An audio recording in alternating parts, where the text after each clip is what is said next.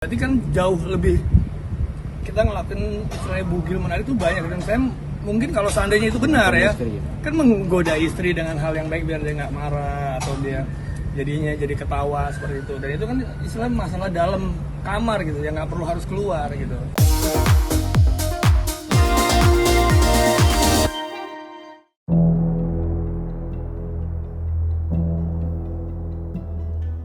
Terkait tudingan Baroro, ada Bang Andre nggak menghormati di depan foto ibunda menari-nari sembari karena di sana itu gimana Bang?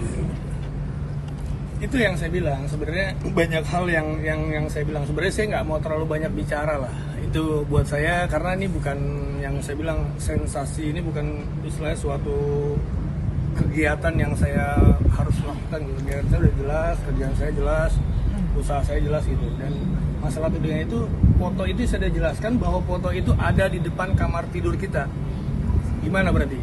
Berarti kan jauh lebih kita ngelakuin istilahnya bugil menarik itu banyak, dan saya mungkin kalau seandainya itu benar ya, kan menggoda istri dengan hal yang baik biar dia nggak marah atau dia jadinya jadi ketawa seperti itu, dan itu kan istilahnya masalah dalam kamar gitu yang nggak perlu harus keluar gitu, karena kecuali fotonya ada di pinggir jalan atau di depan ruang tamu atau di mana, itu beda cerita ya sebenarnya. Ini di depan kamar tidur kita, ibunya yang tiap hari ngeliatin dari kalau kita bersama berdua ya kan. Bukan fotonya itu. Terkait benda pusaka nih, apakah benar karena benda pusaka yang masih diritualkan makanya Mas Andi terdapat tersulut emosi karena benda pusaka masih diritualkan? Apa benar Mas Andi? Kalau benda pusaka sih sebenarnya yang kan dia sendiri yang udah sampaikan, udah sampaikan masalah itu nggak boleh musikin karena itu dianggap peninggalan ya. Peninggalan beda loh sama ajaran ya, karena ya peninggalan ya udah simpan di rapat-rapat, nggak perlu melakukan ritual-ritual yang emang keluar dari akidah gitu kalau saya. Tapi selama suami istri masih diritualkan atau seperti apa Mas Andi? Saya masih meritualkan atau seperti apa sampai saat ini?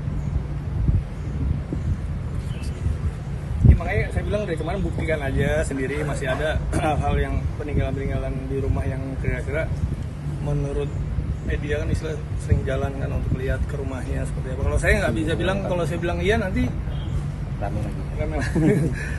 Udah, itu masalah istilah dalam rumah tangga saya udah cukup, buat saya cukup apa yang udah keluar ini kan saya lihat justru malah yang sebenarnya yang berpengaruh terhadap anak saya ya, nggak dengan pemberitaan yang emang ya kalau dibahas siur.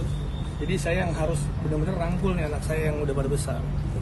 Kalau Sultan pasti tahunya nanti setelah 6-7 tahun ini apa sih berita seperti ini gitu kan. Ya, dia akan tahu. Kalau sekarang anak saya yang mulai cari tahu.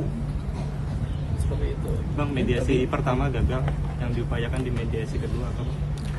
Mediasi kedua itu udah nggak ada ya, karena udah dinyatakan gagal di mediasi pertama gitu. Jadi nggak bisa disatukan lagi dari hakim mediator. Jadi nanti untuk sidang berikutnya laporan mediasi kemudian ke pokok perkaranya.